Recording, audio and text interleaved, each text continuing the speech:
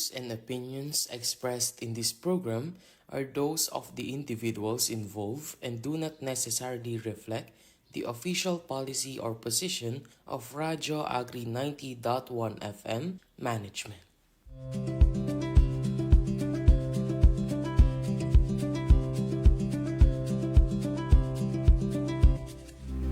Isang magandang araw po sa lahat ng ating mga kapalay at mga karadyo agri. Muli pong nagbabalik ang ating Palay Bida program dito lamang sa Radyo Agri 90.1 FM Filmek, kasaganaan para sa bayan.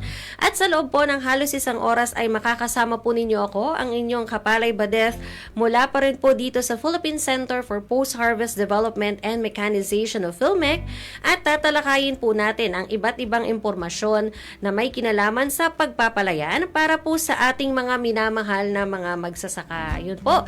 So sa mga medyo nagtataka po bakit parang napaaga ang schedule ng ating Palay Bida episode ngayong linggong ito. Ayan po. So nag-reschedule po tayo for this week dahil meron po tayong equally important event po na matatamaan yung ating original schedule na every Wednesday 2 to 3 in the afternoon. Kaya po hanggang mga bandang 4 p.m. po ngayon ay samahan po ninyo ako at tara pong matuto ng bago pong mga impormasyon tungkol po sa pagpapalayan. Yan po, so isa po munang mainit na pagbati sa lahat ng ating mga kapalay at karadyo agri na sumusubaybay po sa atin sa ating 90.1 FM channel ng inyong mga radyo, at syempre mainit na pagbati rin po sa lahat ng nakatutok sa ating official Facebook page dito po sa Radyo Agri, gayon din po sa DA PhilRice at RCEP Extension Program. At sana po samahan po ninyo kami hanggang sa pagtatapos po ng ating programa. Bago po tayo magsimula sa ating talakayan ay batiin po muna natin of course ang buong Filmek community sa pangunguna pa rin po ng ating Director 4 Dr. Junicio Alvindia, sa atin pong Director 3, our Filmek Deputy Director Sir Joel Dator. Ganoon din po sa Extension, Support, Education and Training Services o ESETS Cluster Director, at siya rin pong Applied Communication Division Chief Sir Elijah Davalos, at gayon din po sa ating Interim Director for Research and Development, at siya rin pong Laboratory Services Division Chief ng Filmek na si Dr. Nelson Santiago, at sa lahat pa rin po ng ating mga Division Chiefs at Section Heads, mga Utility Personnel, Guards on Duty, at sa lahat po ng mga nakabiyahe nating mga kasamahan, at syempre sa iba pa po nating mga kapalay at mga karadyo agri sa iba't ibang sulok po na nakatutok at nanonood po sa atin ngayon. Siyempre, babatiin din po natin ang ating mga karadyo agri at mga kapalay mula po sa Philippine Rice Research Institute, kina PhilRice Executive Director Dr. John De Leon, at sa Development Communication Division Head na si Dr. Hazel Antonio, at siyempre shout out din po sa lahat ng mga moderators ng ating mga Facebook pages. Sa mga ngayon lamang po nakapakinig ng ating programa, ang Palay Bida po ay isang radio engagement ng PhilRice kung saan sa pamamagitan ng mga partner radio stations nito gaya ng Radyo Agri 90.1 FM ay maipababatid po sa ating mga rice farmer at iba pang stakeholders ang makakalagang impormasyon at updates tungkol po sa pagpapalayan, at syempre mga ilan pa pong mga bagay tungkol po sa pagsasaka.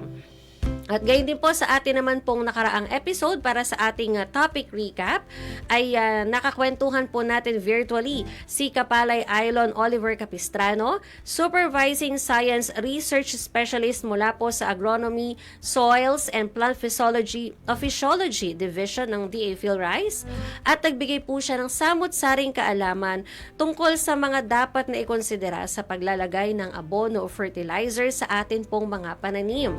Ilan po dito ay kung ano yung mga posibleng mangyari kapag either kulang o sobra po yung pataba. Kapag kulang, ang ilan po ay yung pagkabansot ng mga pananim natin, at kapag sobra naman po ay mayroon din palang masamang epekto sa ating kalikasan. At syempre hindi rin po nawala na i-expound pa niya yung kahalagahan ng right eat o right element, right amount, at right timing na prinsipyo sa pagmamaximize natin ng ating mga pataba sa mga pananim. Sa mga hindi po nakapakinig or medyo na-miss out po yung ating last episode, ay maaari po ninyo itong mabalikan sa ating official YouTube channel na Radyo Agri 90.1 FM Filmec. At kung may mga questions po kayo sa naging topic po natin last time at iba pa pong impormasyon tungkol sa PhilRice, maaari rin po kayong magpadala ng mensahe sa PhilRice text hotline na 0917-111-7423. At syempre, para mag-proceed na po tayo sa ating panibagong talakayan, eto mga kapalay, kayo ba kagaya ko medyo nagugulat at naguguluhan na rin dahil ayon nga po sa forecast ng PAG-ASA or ng Philippine Atmospheric, Geophysical and Astronomical Services Administration, meron nga tinatawag na very strong El Nino, pero sa mga nakakaraang araw parang andalas namang umulan at ang lakas po ng ulan na na-experience po natin. Kaya ang tanong din po ng ilan natin mga kapalay, may El Nino nga ba talaga? Hindi nga ba dapat kapag El Nino mainit or tuyo po or tuyong-tuyo po yung panahon? Totoo kaya na posible o talagang nangyayari yung magkasabay na El Nino at may malakas po na pag-ulan? Syempre po, para sa ating mga kapalay, napakahalaga pong maunawaan ang phenomenon na to. At sa episode na to, tututukan at tatalakayin po natin bakit may ulan pa rin sa panahon ng El Nino, lalo na po very strong El Nino po ang posibleng dumating sa atin at sa ibang panig pa po ng mundo. At syempre, ano ba yung ibig sabihin nito sa ating mga kapalay na mga magsasaka at papaano po makagagawa ng tamang desisyon sa pamamahala ng palayan sa gitna po ng pabago-bagong kondisyon ng panahon.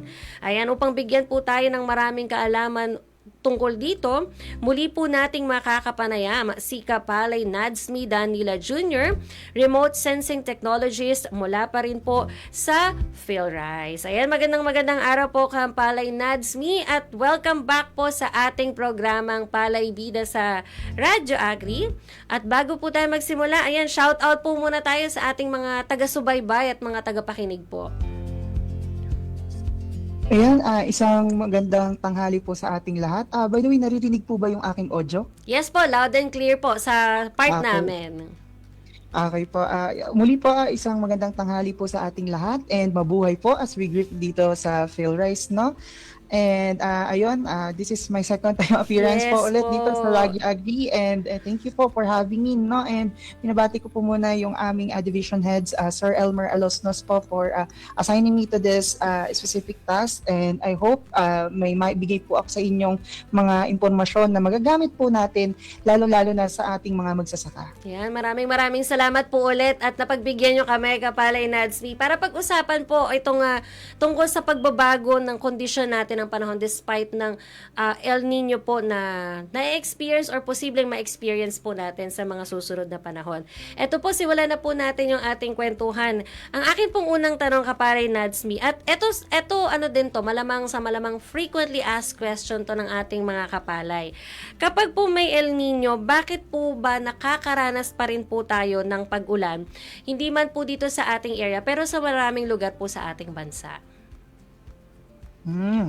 Okay po, so tama po kayo dyan. This is one of the frequent question, yung pinakamadalas naririnig natin ngayon na katanungan na nagagaling sa ating mga komunidad, no?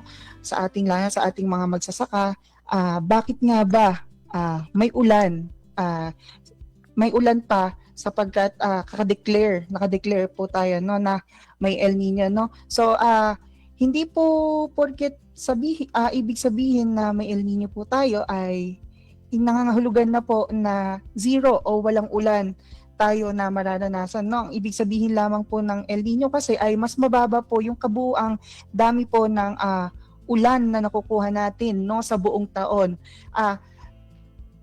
Ang topic po natin kasi ay may El Nino, bakit may ulan pa? Possible po siya kasi ito pong El Nino natin ngayon ay kasalukuyan dineclare po within the range po ng tinatawag nating wet season din, no? O yung habagat season, no? Si habagat po ay yung season natin kaya ngayon na nagpapaulan po sa kabuuang bansa. So meaning po, dalawa po yung nag-exist ngayon na phenomena natin. May El Nino po tayo and then may habagat na isa po sa explanation kung bakit din nagkakaroon ng mga ulan pa rin kahit papano sa mga lugar natin dito sa ibang bansa. And siguro pwede din natin gamitin explanation yung pinagkaiba ng weather at climate, no? Si El Nino po kasi ang climate na maituturing na matagal po na pattern. Samantalang ito pong weather natin, yung mga ibang weather system po natin ay nag-i-exist din, nagko-coexist po sila. Kaya masasabi po natin na may pag-ulan pa rin po na mararanasan kahit na may nakadeclare po tayo na El Nino. Okay, so in short po, habang na-experience po natin ng El Nino ay hindi ibig po sabihin nun ay parang mai-interrupt or hindi po natin din mararanasan yung habagat o yung wet season po na ito yung kumbaga tag-init at tag-ulan po ang ating klima dito po sa Pilipinas bilang isang tropical country, tama po Yes po.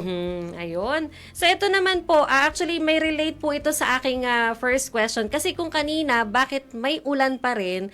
Ngayon naman po, bakit po mas malalakas po ang bagyo kapag po may ganitong El Nino? May mga certain factors po ba na posibleng nagpapalakas or nagtitrigger po ng mas malakas na bagyo? Lalo na po kapag may ganitong El Nino phenomenon tayo. Okay po. No? So, tama po kayo ulit doon, may related po sila sa isa't isa, no? Kung bakit po nagkakaroon ng nag-i-intensify, no, yung ating bagyo, kung magkaroon man ng bagyo dito sa ating eastern part, no, dito sa may silangan po natin, no. Mahalaga po nating sigurong malaman kung ano ba yung behavior or ugali ng ating bagyo, lalo na sa kasagsagan po or kapag may El Nino po tayo, no? Ayon po sa datos ng Pag-asa, pagsusuri din po nila, no? Mas kaunti po yung bilang ng bagyo na pumapasok ngayon sa bansa. Pero hindi po ibig sabihin nito kung alin man yung pumasok, hindi po ibig sabihin na konti lang yung bilang ng bagyong pumapasok sa bansa, hindi po ibig sabihin nun ay hindi na din magiging maulan, no? So kapag po kasi may El Nino, humihina po yung ihip ng easterlies at lumalakas naman po yung hangin mula sa kanlurang kabila. Banda, kung saan po nanggagaling yung habagat po natin dito po sa may tipog kanluran naman, no? Okay. So kapag din po merong El Nino, yung mainit po na bahagi ng karagatang Pasipiko natin dito po sa Pacific Ocean natin, natutulak palayo sa Pilipinas po. So ibig sabihin po nito, kapag po malayo na itutulak palayo, nabubuo yung ating bagyo. Pero dahil po sa paglakas din ng habagat, kapag po dumugtong na ito yung tinatawag po nating ITZC, dito ay nagiging aktibo din po yung tinatawag nating monsoon trough, which is yung breeding ground po ng ating bagyo. Kaya po sa panahon ng tag-ulan, nagiging normal din po yung dami ng bagyo natin. So, quick one lang din po, no? Dahil din po kung naiisip din po natin bakit po kaya ganoon din siya lumalakas despite na may El Nino tayo, no? So ang dahilan po kasi ay kung saan sila ipinanganak o nabuo yung ating pong bagyo, kaya sila lumalakas. Dahil mainit po yung dagat dito sa Pasipiko natin ngayon, ang mga bagyo po ay nabubuo sa mas malayong lugar mula po sa Pilipinas, no? Dahil po sa malayo ang kanilang pinagmulan, mas mahaba po yung kanilang nilalayag sa ibabaw po nung mainit na karagatan natin ngayon o yung sa sea surface temperature na tinatawag. Ang init po na ito ng dagat ang nagsisilbing panggatong o kuryente nitong bagyo habang naglalakbay sila ng matagal at nag-absorb, no? O sinisipsip po nila yung lakas at singaw nitong tubig. Kaya pagdating po sa atin dito sa Pilipinas, bit-bit po ng bagyo nito yung mas mabangis na hangin at mas malupit na ulan, kaya mas kaunti man ang bagyo at doble pa rin po dapat ang ating pag-iingat pag nangyari po ito. So, kumbaga yung direction po ng hangin, and ang dami ko po actually na-encounter na mga terms po ninyo na kadalasan naririnig po ng ating mga kapalay sa pag may mga weather forecast like yung monsoon trough, intertropical convergence zone. So, I think separate discussion siguro ito, no, para mas mapalawig po natin siya. Pero ito po, actually relate po itong third question ko sa naunang dalawang tanong ko po kanina na may kinalaman pa rin sa weather. Ito po, Kapalay Nadsmi, ano naman yung pinagkaiba ng karaniwang or meron bang pagkakaiba yung karaniwang pag-ulan sa panahon ng El Nino kumpara po sa normal na pag-ulan kapag po hindi El Nino phenomenon? Meron po bang difference? And if meron po, ano po yung mga differences po na ito? Okay po. Meron po tayong makikitang differences dito, no? Kasi may El Nino po tayo, and then at the same time nasa wet season po tayo, no? So mahalaga po na binabantayan po natin yung kung paano yung pumapatak na ulan dito po sa atin, no, lalo na sa ating mga pananim, ano. And sa normal po kasing tag-ulan, ang ulan po ay pantay-pantay kung makikita natin at may regular na agwat, no. Swabe lang po yung patak nito kung ating titignan, at dahil po dito, meron po tayong sapat at predictable po na tubig, ano, na pwede ding iimbak lalo na po doong ating mga drum at irigasyon. Yes. And meron po tayong magandang scheduling, no, sa pagpapatubig natin kapag po nasa normal tayo na tag-ulan.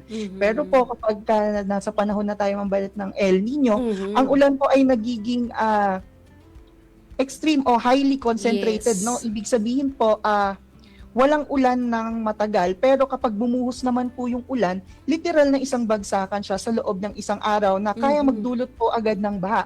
At ang Yes. masakit po kasi rito, pagtapos po nung baha na yan, bigla pong hihinto ulit yung ulan at babalik na po tayo doon sa dry spell o matinding init po, no? So ang paalala lang po lagi natin dito ay sana despite itong unstable, no, na ating panahon, huwag po tayong masyado agad umasa, bagkus ay alamin po natin yung mga dapat natin gawin at makinig po tayo sa mga forecast na re-release, lalo na po Yes. nung ating Pag-asa, dahil sila po yung nakakaalam kung ano ba yung magiging pagtataya o lagay ng ating Yes. panahon. Oo. Kumbaga po mahirap mag-rely.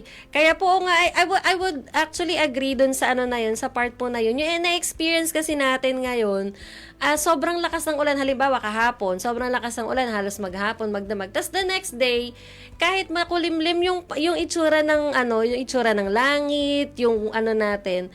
Pero ang init-init pa rin na talagang kalalabas mo pa lang ng CR, pinagpapawisan ka na kahit makulimlim yung panahon. So, kumbaga po, yun yung somehow medyo natin, yung tinitignan natin kapag ganitong may El Nino. Kumbaga kahit po mainit or kahit natuyong-tuyong panahon, may ulan pa rin, and yet kahit po may ulan, sobrang dry pa rin po ng natin, ng weather condition natin at ng pakiramdam din po natin. Especially yung ating mga pananim din po, for sure ay may factor po ito sa kanila, sa atin pong mga kapalay na mga magsasaka.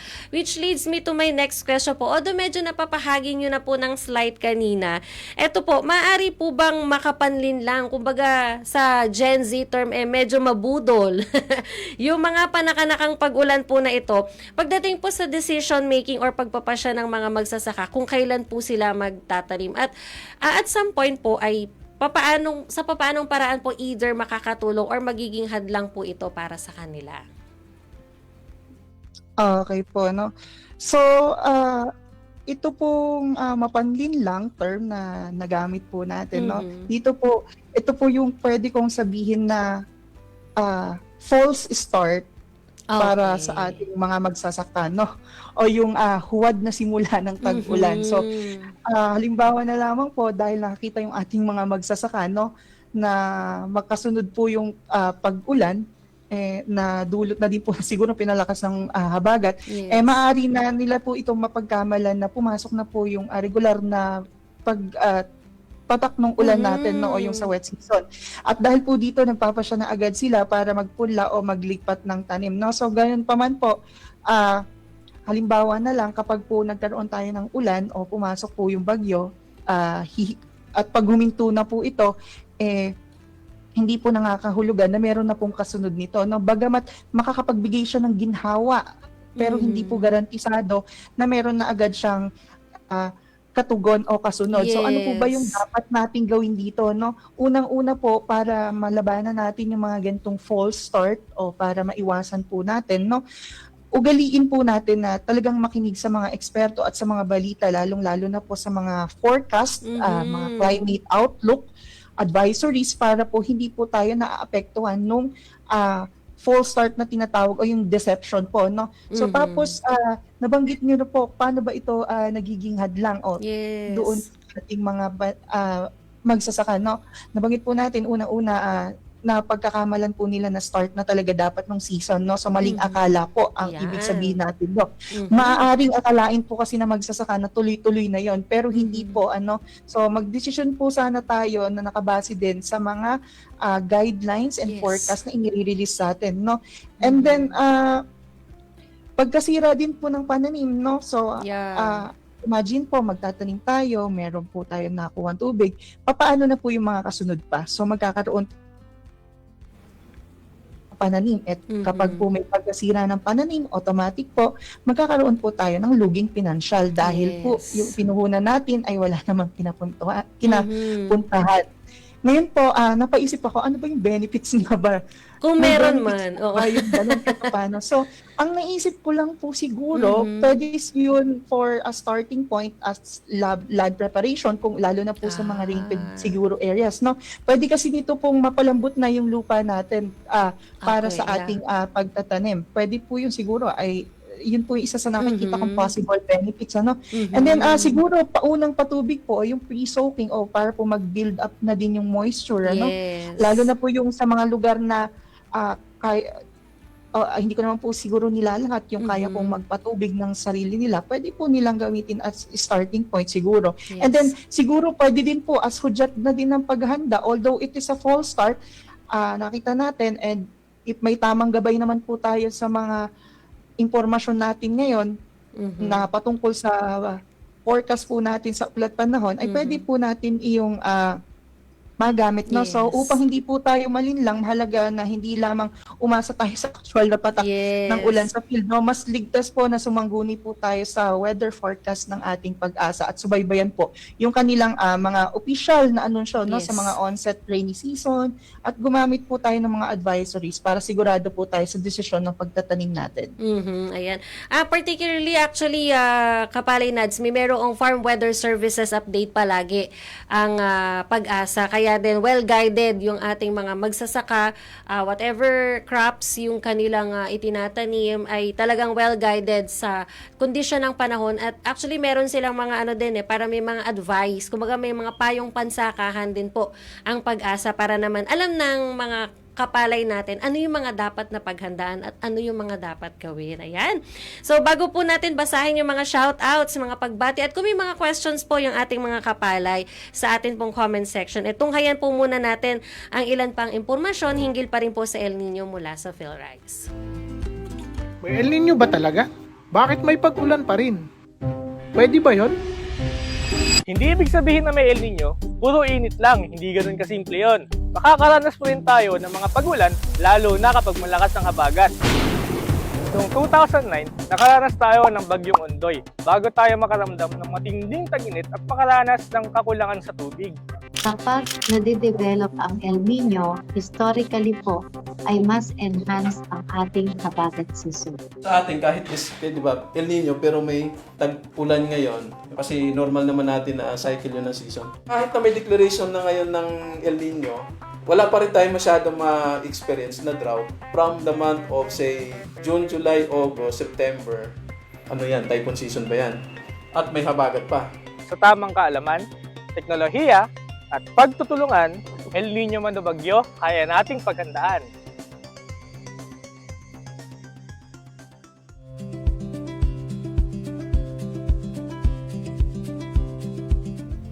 Ayan po. So, ilan lang po yan mga kapalay sa mga impormasyon din tungkol sa presensya ng ulan at ng bagyo sa panahon ng El Nino at kung paano po ito posibleng makaapekto or makahadlang din actually sa mga desisyon ng ating mga kapalay at mga karadyo agri sa kanilang pagtatanim. At mamaya po sa pagpapatuloy ng ating talakayan ay marami pa pong maibabahagi si Kapalay Nadsmi. Kaya naman po stay tuned lang po tayo. At bago po tayo magpatuloy sa ating kwentuhan, basahin po muna natin ang ilang mga pagbati at comments or kung may mga questions po ang ating mga kapalay at karadyo agri. Ito, shout out ko na rin muna si Maria Wilma Endona ng Cadiz o Cadiz City, Negros Occidental. Maraming salamat po sa pagtutok. Ito po mula kay Kapalay Lily Angobong mula sa DA PhilRice Facebook page. Good afternoon, watching here from Tumawini, Isabela. Yan, isa rin po akong farmer, kaya interesado ako sa topic nyo, ma'am and sir. Maraming salamat po at syempre, nakakatuwa, women farmer po ang isa sa ating kapalay na nakatutok po sa atin ngayon. Ito po mula kay Kapalay June Godinez. Magandang hapon, Kapalay, watching from Zamboanga del Sur. Ayan, maraming salamat po. Ito po mula kay Kapalay Lilia Mabulak. Good afternoon po, watching here from San Sebastian, Western Samar. Ayan, maraming salamat po, PhilRice. Sabi ni Kapalaya Lilia. Ayan, so syempre shoutout na rin natin yung ating mga kapalay na nakatutok sa RCEP Extension Program Facebook page. Ito si Kapalay Girly Franco, watching from the municipality of the Senator Ninoy Aquino, Sultan Kudarat. Ayan, tara, kape tayo. Mamaya po sa program, magkakape na po ako. Ayan, maraming salamat po sa inyong pagtutok. At syempre sa mga nakikinig pa rin po via 90.1 FM na ating broadcast channel sa ating mga radyo. Magandang araw po sa inyong lahat. Ayun, so muli po tayong magbabalik sa ating talakayan dito pa rin po sa programang Palay Bida sa Radyo Agri. Of course, dito pa rin po yan sa Radyo Agri 90.1 FM Filmec, kasaganaan para sa bayan. At ako pa rin po ang inyong kasama sa mga oras na ito, ang inyong kapalay Badeth mula pa rin po dito sa Filmec. Maaari rin po kayong mag-text sa ating Radyo Agri text line na 0962-119-7445 para po sa inyong mga pagbati at iba pang katanungan o suggestion sa atin pong mga programs. At syempre, nandyan pa rin po ang PhilRice Text Hotline 0917-111-7423 para naman po sa mga katanungan sa mga programa at aktibidad ng PhilRice. Sa mga hindi po naabutan ng simula ng ating talakayan ngayong hapon o sa mga totally po na-miss po ang ating episode ngayon, wag po kayong mag-alala dahil muli nyo rin pong mapakikinggan ang episode na ito sa Sabado po ng hapon, alas 2 hanggang alas 3 naman po yan sa 90.1 FM ng inyong mga radyo. At yan, balik na po tayo sa ating talakayan. Kasama pa rin po natin via Google Meet si Kapalay Nadsmi Danila Jr. mula pa rin po sa PhilRice Central Office. Ayan, Kapalay Nadsmi. Ito naman po yung aking next question. Ito po nabanggit nyo na rin kanina na kumbaga dapat hindi lang umaasa sa isa o 2 araw lang na pag-ulan. Bakit nga po ba hindi sapat na batayan yung na-mention nyo kanina na 1, 2 araw lang na pag-ulan para sabihin pong ligtas na ang supply ng tubig po sa palayan? Or meron po ba na certain day na halimbawa 3 araw na sunod-sunod para masabi po natin na okay na po ito sa ating mga palayan kung meron man po? Okay po, no? So, tama po kayo dyan, hindi po sapat, no, na batayan natin yung 1 o 2 araw. Tama po ba? 1 o 2 araw yung nabanggit nyo? Yes po. 1 o 2 araw, no? Ang mahalaga po kasi dito ay gaano karami ang ulan, gaano katagal, saan ito bumabagsak, no? At gaano din karami ng tubig ang naimbak o nakapasok sa ating lupa, kasi dito natin po nakikita yung kung saan po tutuloy yung tubig natin sa palayan, no? So kapag po malakas kasi ngunit palandalian lamang ang ulan, maaari pong umagos lamang ito, no, o maging runoff na tinatawag po natin, at hindi gaanong mapakinabangan ng ating pananim. Maaari namang pong umulan sa isang lugar, ngunit hindi po sa watershed natin, no, o sa mga dam o sa mga irrigation or sa source po o supply ng ating mga tubig para po maimpok, no. So kailangan din po ng tuloy-tuloy na pag-ulan upang mapunan yung ating mga ilog at dam, groundwater at farm reservoir, no, lalong-lalo na po yung mga lugar na nangangailangan talaga ng supply ng patubig natin, no. And then mabilis din po kasing nawawala ang tubig, no, dahil po sa pagsingaw o yung evaporation po na tinatawag natin, no. And then yung pagtagas po o yung percolation at paggamit po ng pananim o yung sa transpiration naman po, no. Lalo na po kapag mainit at mahangin ang panahon, nagko-cause po siya, nag-evaporate po yung ating tubig, no?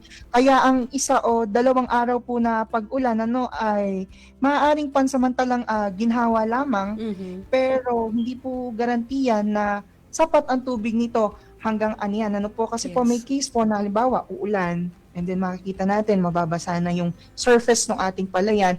But when in fact, hindi po nare-reach nito yung pinaka-root zone ng palay kung saan kailangan ma-absorb yung tubig natin para doon sa nutrients na kailangan ng palay, no? And then siguro parang ang pinaka-core message na titignan natin dito, yung kapag ang pag-ulan po ay hindi otomatikong katumbas ng seguridad sa tubig, Yes. Ang mahalaga dito ay kung sapat po ba, tuloy-tuloy, maayos ang distribution at naiimbak po ang tubig para magamit ng ating palay, no? Lalong-lalo na po sa mga critical stages ng ating pananim. Ayan, na-mention po ninyo yung distribution. Ayan. Ito po yung kasunod ko actually na question. Paano naman po maaapektuhan or naaapektuhan ng hindi pantay na distribution ng ulan ang paglaki po at which leads of course sa magiging magandang resulta o ani po ng ating mga kapalay? I see po. Okay, sige. Kapag po kasi... wait. Sige lang po. No worry. No pressure po. Okay. Okay. Okay. Medyo nalito ko. Okay po. So, ang question po natin ay kung about sa distribution Yes ng po. ulan. Paano naapektuhan Okay po po. kapag hindi pantay yung distribution ng ulan pagdating po sa paglaki at pag-ani po ng ating mga pananim po na palay? Okay. Sensya na po may tumawag. Okay lang po. Ayun. Okay lang. So, kapag po hindi pantay ang ulan natin, hindi rin pantay ang kondisyon ng palay natin. Yung po yung parang pinaka-key term natin dito, Yes. Kapag hindi po pantay ang ulan, hindi rin po pantay ang kondisyon ng palayan natin, May mga lugar po kasi na maaring labis yung pag-ulan o tubig sa kanila, binabaha. Samantalang sa ibang lugar ay nakakaranas po ng kakulangan ng tubig Yes. kahit nasa iisang lalawigan lamang po sila. So halimbawa po dito sa Muñoz, umuulan pero sa karatig bayan niya ay hindi naman. So isa pong scenario 'yon, So ang kakulangan po kasi ng tubig ay maaaring magdulot ng mabagal na paglaki po ng ating pananim, Kaunting suwi o tillers po ng ating palay at mahina po na pagbuo nung tinatawag po nating uhay, Sa ganito po, mas marami po yung mawawala kasi kumbaga hindi po ganon mafi-fill in yung binutil niya o puro ipa lang po yung magiging o mapuproduce ng ating palay, So dahil po na to, magiging mababa po yung ani ng ating mga magsasaka, And pinakamapanganib po kasi yung tinatawag nating water stress sa sensitibong yugto ng pagpapalay, Gaya na lamang po nung sa panicle initiation, and then din po sa pamumulaklak o flowering stage natin, and then doon po sa pag-green feeling niya o yung paglalaman po sa binutil, And then sa kabilang banda din po kasi ang sobrang ulan o matagal na pagkakalubog ng ating pananim ay maaaring makasira sa punla. And then nagko-cause din po ito para magpahina ng ugat ng ating palay and magkaroon ng nutrient loss and lodging o yung pagdapa po ng ating palay. And then nagiging prone din po sila sa madaming peste at sakit. And maaari rin po maging nito yung hindi sabay-sabay na pagtatanim. Yes po. At sabay-sabay din ang pag-ani dahil po dito nagiging mas mahirap po yung pamamahala natin sa irigasyon, And sa pest control din at paggamit ng makinarya. Lalo-lalo na din po sa pagplano ng production natin. Kaya hinihikayat din po natin na kung hanggat kaya po nating mag-synchronous planting sa ating lugar, ay mag-synchronous planting po tayo dahil may mga benefits din po kasi tayong makukuha dito, So siguro parang pinaka sa core message nito kung kukunin natin, hindi lamang po kabuuang dami ng ulan kasi ang mahalaga. Ang mahalaga po rin po kasi ay kailan, saan, at kung gaano kapantay po yung bumabagsak na ulan dito sa Yes. atin para po masigurado natin yung sapat na kailangan natin sa isang siklo ng pananim po natin. Kasi po na-mention nyo nga po kanina na kahit malakas yung ulan, pero kung ang kasunod po nun ay sobrang mainit at tuyong-tuyong panahon, so parang feeling ko nakakabig. So hindi pa din well moistured yung ating lupa kapag ka po ganun. Kasi nga kumbaga nababawi agad nung evaporation mula po dun sa sobrang init ng panahon after ng pag-ulan. Ayan po. Yes po, tama po. Ayan. So, eto naman po, punta naman po tayo sa ano po yung mga practical na mga hakbang or mga ways na maaaring gawin po ng mga magsasaka upang mapakinabangan po yung mga pag-ulan habang nananatili pa rin po of course na handa sa posibilidad nga po ng tagtuyot. Okay po. Unang-una po, yung pinaka-practical natin, no? Madali lang naman po, sa tingin ko, nagiging practices na din to ng ating mga magsasaka. Una po, saluhin po natin at imbakin yung Ayun. tubig ulan po. Kung meron po tayong farm ponds, ganda po yun. Yung mga small water impounding system po natin, kung meron din tayo. And then yung mga canals po natin, pwede din natin siyang gamitin. May practices na po ata na ganito din na ginagawa sa ibang bansa. And then kung may drum po tayo, pwede din natin gamitin o iba pang angkop po na pasilidad. No? Ayusin din po natin yung ating mga pilapil, mga kanal upang hindi po agad makatakas o leakage yung ating mga tubig mula po sa ating palayan, no? Ikalawa naman po, pwede naman po tayo makipag-ugnayan dito sa ating mga irrigators associations at sa LGU po para sa sabay-sabay na pagtatanim. Yes.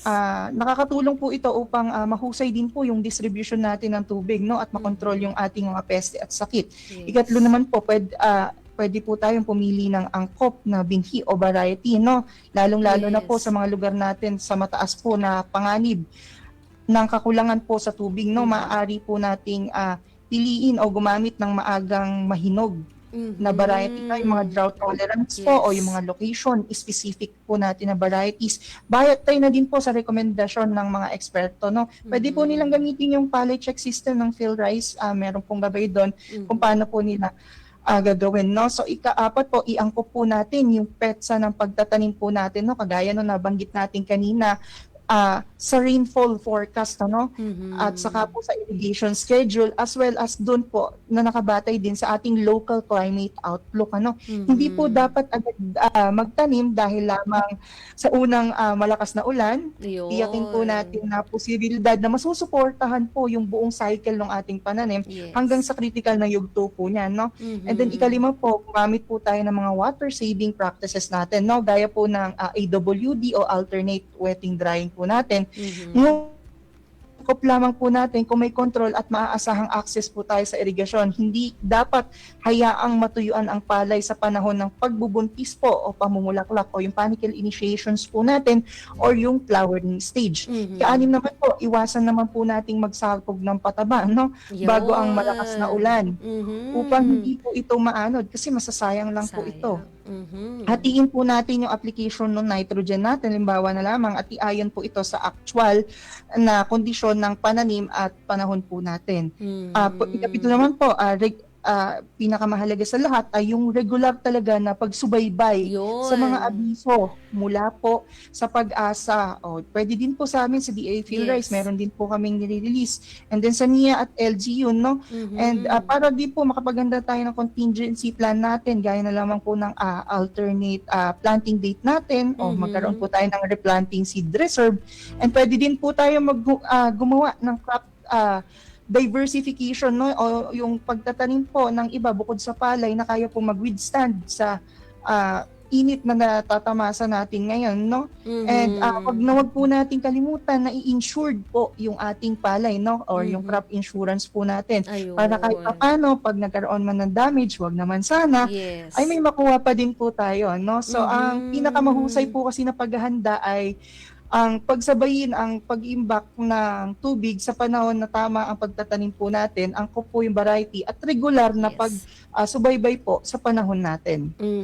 Ayan. So, actually, hindi ko na po i-raise yung aking last question kasi po kanina nyo pa na-emphasize gaano ka-importante yung pagsubaybay sa weather forecast, climate advisories po, lalo na po ganitong panahon ng El Nino dahil kagaya nga po na nabanggit kanina ni Kapalay Nadsmi na sila yung higit na makakaalam at makakapagbigay po sa atin ng guidance kung ano po yung mga susunod natin na steps at mga in terms of decision making natin sa anumang stage po ng ating mga pananim ngayon. So, with that po, hihingi na lang po ako ng mga pa-shoutout po sa inyo o mga huling pagbati po. Siguro po kung meron pa po kayong mga payo pa or nais na paalala pa po sa ating mga kapali na nakatutok po sa atin ngayon.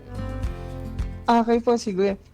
Yung panaka pong pag-ulan natin ngayon sa panahon po ng El Nino ay maaring mapanlin lang, ngunit ang magsasaka po na armado ng tamang impormasyon at makabagong teknolohiya ay hindi po maliligaw sa panahon. So ang susi po sa matatag na bukid ay ang pagiging wais po at maagap natin. No? Sa hamon po ng El Nino ay hindi lamang tungkol sa pagtitiis natin sa tuyong lupa. Ito po ay tungkol sa matalinong paghahanda at pakikiisa po. No? Hindi po natin mapipigilan yung init ng araw, ngunit sa tamang gabay po, kaalaman at diskarte, kayang-kaya po natin itong malampasan, no? Tungo po sa isang mas resilient, matatag at mapagtagumpayan po natin ng pagsasaka sa buong Pilipinas. And with that being said po, binabati ko po ulit yung division head namin, yung mga office mate ko po dito sa PRISM, andiyan po, kasalukuyan po silang nagtatrabaho dyan, and yung family ko po dito sa May Talavera, kasalukuyan po nanonood ang aking lolo't lola at ang nanay. Ayan, buong family nakatutok. Maraming salamat po, Kapalay Nadsmi. Una po kasi napagbigyan nyo nga po kami ulit for this another episode, and sana po hindi pa po ito yung huli, Sir Nadsmi, dahil napakalaking bagay po ng mga information po, yung expertise po nyo na i-share sa amin, lalo na po with the seasons na meron po tayo ngayon. And of course, sa mga kasamahan po ninyo dyan sa PhilRise sa inyong division, ayan, shout out po sa inyo. Yun. So maraming salamat ulit at well-guided na kahit papano yung ating mga kapalay at mga karadyo agri sa mga susunod pa at mga dapat gawin ang ating mga magsasaka with the southwest monsoon plus El Nino phenomenon na ating nararanasan ngayon. Ayan. So, with that, proceed na tayo agad sa ating Palay Tanungan segment. Ayan. So, ang ating pong Palay Tanungan ay naglalayong marinig ang mga presensya ng ating mga radio listeners at paraan din po ito upang kayo'y aming makilala. Kaya naman po, sumali na po kayo at syempre participate na po kayo dito sa ating Palay Tanungan. I-special shoutout ko na rin si Ma'am Frances Galia na sumilip sa ating himpilan ngayon lang. At ito yung ating question o palay tanungan last week. Mula po sa tanong na hindi solusyon ang paglalagay ng maraming abono sa palayan, mas mainam na sundin ang tamang dami, tamang uri, tamang panahon at tamang paraan ng paglalagay nito para hindi ka naman mag-abono, kapalay. Ang sagot po dyan ay tama. At eto na po, i-reveal na po namin ang ating palay tanungan ngayon pong araw. Ayan. So sa ating radio listeners, ayan ang ating palay tanungan, tama o mali. Posible pa ring makaranas ng mga pag-ulan kahit umiiral ang El Nino. Yan, sagutin lamang po yan via texting DZDJ space, pangalan space, ang inyong bayan, space ang inyong sagot sa 0917-111-7423. Ayan, so DZDJ space, pangalan space, bayan space, sagot sa 0917-111-7423. At eto naman po, panoorin at pakinggan po natin ang ilan pang mga impormasyon at public service announcement mula pa rin po sa PhilRise. Kapag may kakulangan sa pinagkukunan ng tubig sa palayan, mainam na subukan ang kontroladong pagpapatubig gamit ang observation well o alternate wetting and drying. Ang observation well ay isang tubo na gawa sa plastic o kawayan. Binabaon ito sa lalim na 15 cm mula sa lupa. Ito ay may haba na 25 cm at may mga butas sa gilid. Ang mga butas sa gilid ng observation well ay nagsisilbing daluyan ng tubig mula sa lupa upang malaman ang kondisyon ng tubig sa parteng ugat ng halaman. Nilalagay ito sa bukid 30 araw pagkalipat tanim. Pag wala ng tubig sa observation well, setong hudyat na kailangan ng magpatubig. Ibig sabihin, hanggat may tubig pa ang observation well, huwag muna tayong magpatubig. Sa AWD, nakakahinga ang lupa na lalong nagpapalusog dito para sa halamang palay habang nakatitipid na rin sa tubig. Pero, dapat ihinto ang AWD sa panahon ng pumulaklak at pag-aabono.